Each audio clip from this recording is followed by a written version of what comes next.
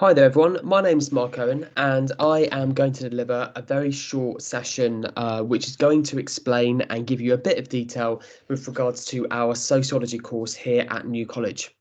So what we would usually do would be to have a in-college experience all prepared for you guys, and that would go through the course, that would go through certain areas of the course which we look at, whilst also looking at kind of specific examples of the content that you will be covering. And we'd usually have a number of activities and some videos to kind of sort of support this. So my job over the next, say, 10 minutes or so is to really give you an overview of what sociology is like here at New College. And to do this, what I want to do is focus on really the core definition of what sociology actually is. And hopefully that will give you an idea with regards to where this course is going to take you on the A level, but also as well, maybe even start making you think about potentially what you could do with this course post A levels. So usually what we would do, the first thing we would start off with any taster session would be to ask students what they think sociology is as a subject. And often whilst we have this conversation and whilst students are jotting down their ideas, often we hear things like, well, isn't it the same as psychology? Or isn't it like common sense sociology? Isn't sociology something which we all think about and it's just what we talk about, say, in our friendship circles or around the dinner table? Often at this point, students will also mention things like, well, surely sociologists will look at bad things in society. They'll look at maybe crime within society or religious fundamentalism or the breakdown of family life. And those kind of explanations would be 100% true. Now, when we think about sociology as a subject, so I'm going to go through some of the key kind of sort of points of what we go through on the A level here. But in terms of that definition, sociology can be referred to as the systematic or planned or organised study of human groups and social life in modern societies. It is concerned with the study of social institutions. So if we break down that concept or that definition, ever so slightly more so, if we're thinking more so systematic, then sociology is a subject which is based upon research evidence. So any sociological claim which you will come across if you undertake the A level will be based upon research evidence. So when we think about things like why people commit crime, the theories and the ideas which come about as a result of that question will be grounded in research evidence. So much so that sociologists, like a sociologist known as Ventukesh, went out and studied a group of kind of sort of gang members for up to 7 years. Did research within this gang for 7 years and was actually given the name gang leader for a day. So what Ventukesh did was actually really want to understand why people join gangs, the impact of these gangs, and what function these gangs had within a given area. So when he first started doing his research, just a little bit of a side note, he went in asking this particular gang to complete a questionnaire. Now, the gang turned around and said to Ventukesh, absolutely not. And they held him hostage for 24 hours. They nearly took his life until he made friends with a gang leader, a guy called JT, who basically said to Ventukesh, if you want to understand what it is like being in a gang and reasons why people join a gang, you must become us. So he joined the gang and he was there for 7 years. So if we think about what sociology is as a subject, it is this systematic or planned or organised study of human groups. So sociologists go out and they do research in these given groups. They gather data, they gather evidence, they gather information in order to create big grand theories or ways to explain the world.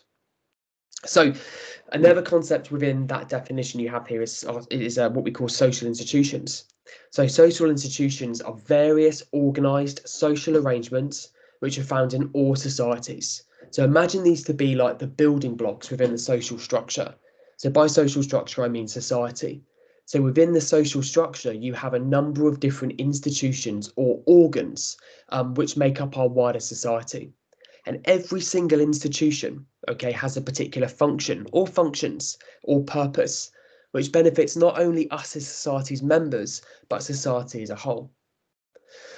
So it would be this point that I would ask students in the group, well, what do we mean by a social institution? What is a social institution? What function do social institutions have for society and society's members?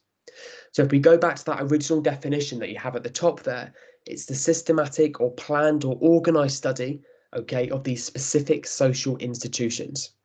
So by a social institution, hopefully you may have come across, you may have thought of some examples. This would be things like family, education, the legal system, religion, these building blocks within society that have a particular purpose, have a particular function for members of society and society as a whole. So if we take something like the education system has a number of really important functions, really important, significant functions, which benefits not only the individual, but wider society. So, for example, you may think, well, I'm in school to learn, I'm in school to gather qualifications. So that's one specific function, to teach us specialist skills. Other sociologists may turn around and say, actually, the main function of education is actually to make students passive, okay, to make students passive, not to question things within society. So rather than try and be creative and critical, the major function of education is actually to stop that, to limit that, to stop forms of personal development. And even that's quite a contradictory, it's quite a controversial kind of comment to make, because we think to ourselves that education is there to inspire us, to develop us, to grow us as autonomous individuals. But specific sociologists, such as your Marxists, would argue that actually the only job of education is to make people passive, to stop them challenging the system, to make everyone uniform, okay? Or what Marxists say, make individuals like sausages, okay? Coming out of that sausage factory, everyone being exactly the same. So with sociology is this distinct, this systematic subject. What sociologists are looking at will be those institutions, okay, those building blocks that make up our lives, okay, that make up society. And they'll be looking at what impact these functions, or sorry, these social institutions have upon us as individuals. So moving on, if we think about further explanations, or sorry, examples of what a social institution could be, you've got the family, you've got religion, you've got the legal system, you have the economy. So if you take something like religion, religion is an important institution, or it would definitely have been an important institution 50 to 75 years ago, okay, where many members of society would claim to be religious and would participate in religious activities and would participate in church activities. So sociologists would look at religion and they would say, well, religion has important functions. Religion's really important. So think about now, think about yourselves right now. What function does religion have? What positive functions does religion have for society?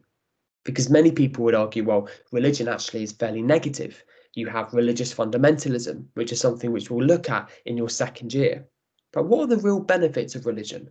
What benefit does this have for society's members? So I'm going to leave that there for literally 20 seconds or so, just whilst you think about some of the benefits that religion may have.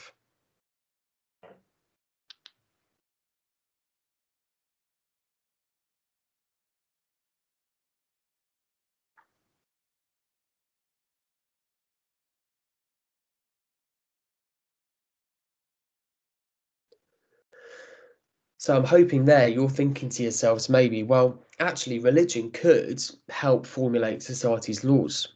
Religion could socialize individuals, so teach individuals certain values, the value of respect, the value of, say, privacy. Okay, it may teach individuals to love thy neighbor, okay, to care for individuals, to love one another. From a sociological point of view or a certain perspective, religion is in place in order to bind people together, to make individuals feel like one person. Okay, religion is there to unite people together into one solid group. And the benefit of that is it helps to prevent forms of conflict. So if we are all united under one belief, it means that we're all very similar. Okay, and we share the same norms, expected ways to behave, and we share the same values, what we see as important, what we see as desirable. So sociologists could potentially look at religion and say, yes, religion's positive. A theorist, what we call a functionalist theorist, Malinowski, argues that religion as an institution is functional because it serves us psychological functions. And for Malinowski, he argued that the only reason why we have religion, the only function to religion, is it helps us during times of life crisis. So death, okay, puberty, sickness. So religion is there to help answer these questions that we may have about, well, what happens when you die? Where do you go? So for functionalists, religion is very, very, very important. Okay, just take that away. If individuals didn't have the belief in the afterlife, didn't have the belief in, say, heaven, what is there to believe in? What is next after death? So from a sociological point of view, sociologists would argue that actually, yes, religion is really, really important as a belief system. And we can also apply this to the legal system. We can apply this to education, as mentioned earlier on. So education is important because it helps individuals learn specific skills, ICT, literacy, and numeracy. Okay, that's what education does. It pumps out a workforce who are literate, okay, who are able to read and write. So it enables a population to come about who are workable, okay, who can go out and work. And that in turn helps to benefit the economy, okay, it helps the system develop. So if we pull that together so far, what we've looked at, what is sociology? It's the systematic, it's the planned, it's the organised study of society. In particular, it's the study of these social institutions like family, education, religion, and the legal system, and the function that these institutions have upon the individual, but also society as a whole. So for the sociologists in general, what they argue is that these social institutions, they make up what we call the social structure, okay, the very building blocks of our society. And I always think whenever I kind of sort of teach this, or whenever I kind of think about this, it's kind of like a bit of a jigsaw puzzle. Okay, so imagine those puzzles that you take out during the festive season of, say, Christmas, and you're putting all of those pieces together. So every single piece is representative of a social institution, and together that picture is complete. That is society. Okay, so all of those different independent little pieces, okay, are all slotted in place, and that equals society. Okay, and that is what we refer to as your social institutions.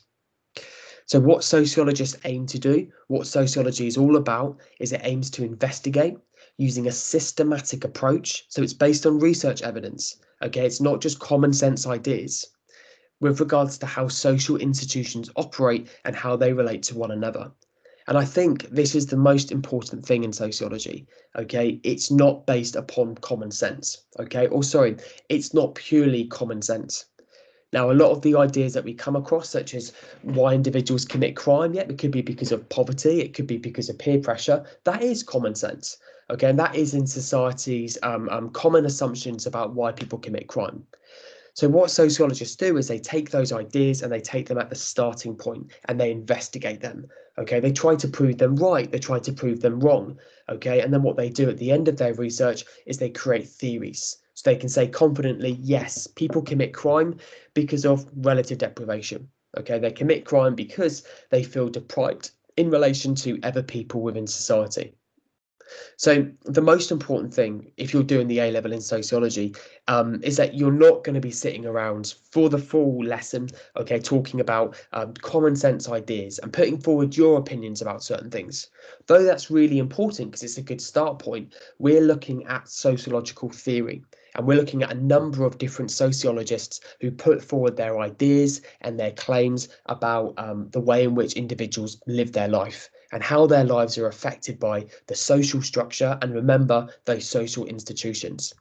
So you'll look at theorists from the 19th century, Durkheim, Weber, and Karl Marx, and we'll look at all of their different perspectives and their different viewpoints in terms of how society operates.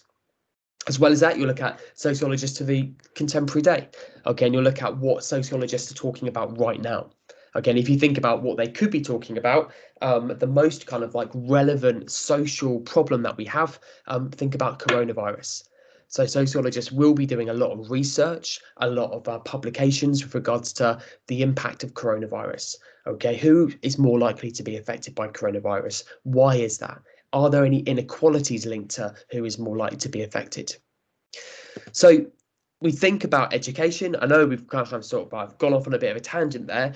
So if I could show you just those pictures you've got there, from a functionalist perspective, the whole role of education, the whole role of kind of this institution is to maybe help individuals feel part of their society. So I've got an image there just on the just on your right hand side of children there giving allegiance to the flag. Okay, one thing that happens in America at the start of every single school day, every single person gives allegiance to that flag. So functionalists would say that that is a really, really important practice which takes place because it binds people together, united under one belief, Americanism. So when we're thinking about what sociology is, yes, we are focusing upon you as a person. Okay, we're focusing upon how you as an individual acts, why you act in the way that you do. But we're not taking a psychological perspective and looking at the individual and their mindset, their personality type, whether or not they're extroverted or introverted.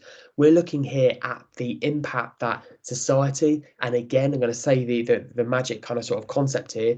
We're looking at how those social institutions shape you as a person, okay, impact you.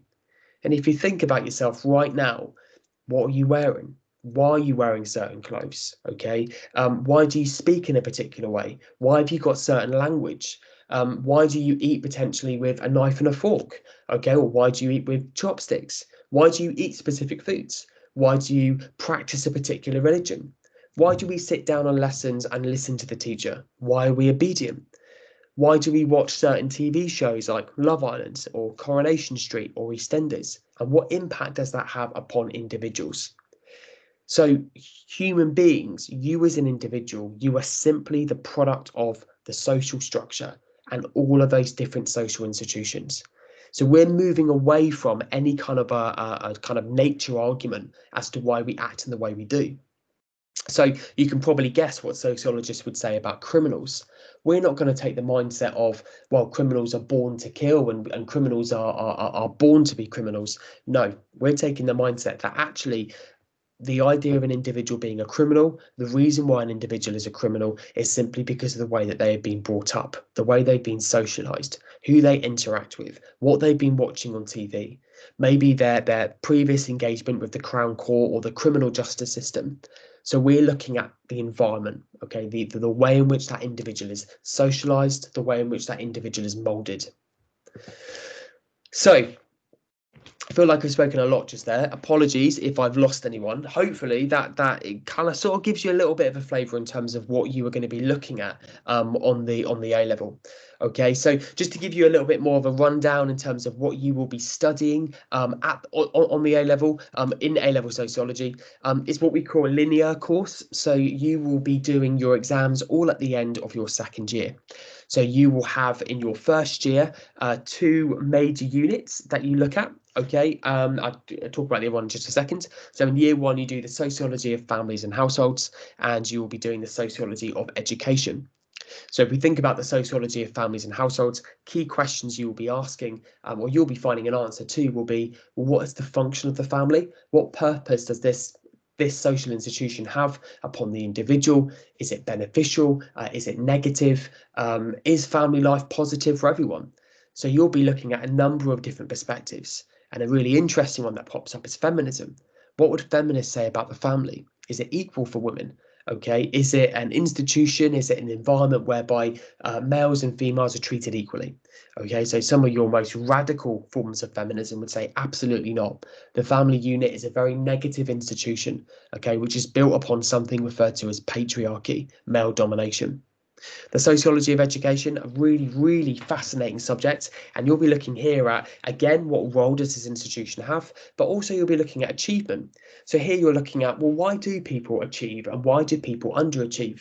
So if we go back to what we were talking about earlier on with regards to criminality, we are not looking at natural intelligence. Okay, sociologists are refuting this. They're moving away from that.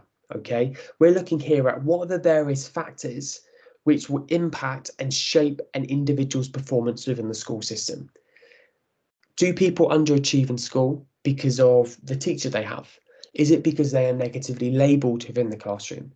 Is it that the teacher gives them additional resources, okay, or puts them into higher sets or middle sets or lower sets? Or is it that actually the child doesn't do so well within school, maybe because the parents aren't really interested? Okay, or is it maybe material deprivation that parents could be really interested, but they may not have the necessary resources for their child to be successful within school? So then we ask the question of, well, actually, is the school system fair then? Do we all start off and do we all run the same race? Or is it actually some people have greater success over others? And the final area you look at in education, which is really interesting, will be your social policy. So here you're looking at government initiatives, government policies which have been put in place within the school system, and we are assessing whether or not they made the education system fairer, which we refer to as meritocratic, okay, or whether or not the school system is perceived to be, the policies that have been put in place have been negative. And the final area you look at in year one will be the study of sociological research methods. So I said earlier on, in terms of your sociologists, they are not looking at the kind of common sense approach.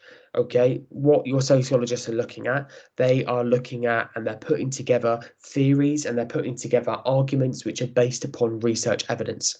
So sociologists will adopt a number of different research methods, such as observations, questionnaires, interviews, okay, and they will gather their data that way in order to create their theories.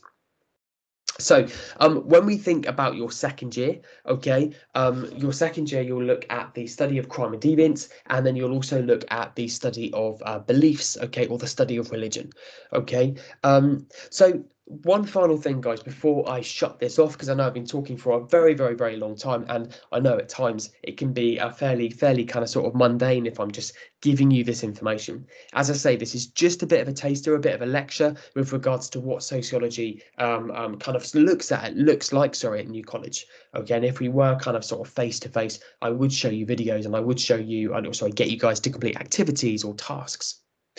So one of the areas you look at in your second year will be the sociology of crime, which complements very, very, very nicely to psychology, or with, psychology and with, say, criminology, both courses that we run here at New College.